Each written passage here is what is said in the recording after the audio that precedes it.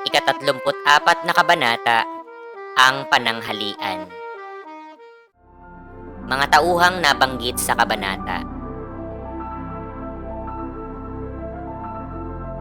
Talasalitaan, hapag, mesa, pasaring, parunggit, parinig na may panlilibak o pang-iinsulto, telegrama, sulat, nakaluklok, nakaupo, huminahon, kumalma, pagtitimpi, pagpipigil o pagkontrol sa sarili na gawin ng isang bagay, barbaro, taong walang modo o magaspang ang ugali, kondenado, pinag-uusig, tulisan, masamang loob, nagdildil, paggiit, pagpilit, pagtitiis, namulpol, pumitas, punyal, kutsilyo, sulsulan, utusan, udyukan.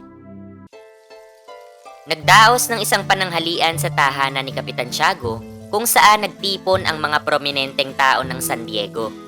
Si Crisostomo at ang alkalde ay nakaupo sa magkabilang dulo ng hapag, habang si Maria Clara ay nasa kanan ni Crisostomo at ang eskribano naman ay nasa kaliwa. Sa magkabilang panig naman ay nakaluklok si Kapitan Tiago, ang kapitan ng bayan, ilang praile, mga opisyal ng pamahalaan at mga kaibigan ni Maria Clara.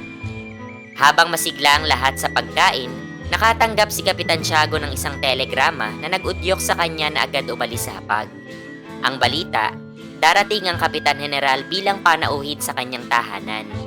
Nang marinig ito ng mga panauhin, nagkaroon sila ng iba't ibang reaksyon.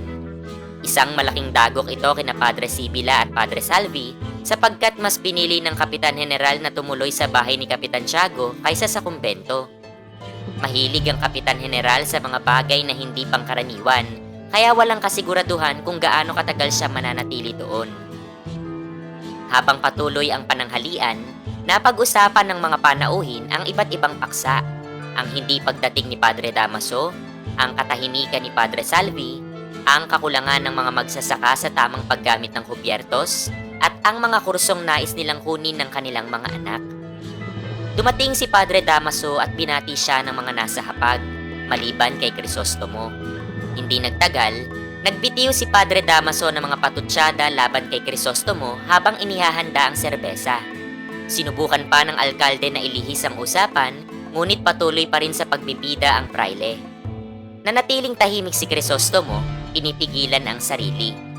Ngunit nang ungkati ni Padre Damaso ang pagkamatay ng kanyang amang si Don Rafael, hindi na siya nakapagpigil. Sa matinding galit, muntik na niyang saksakin ng praile, ngunit agad siyang napigilan ni Maria Clara.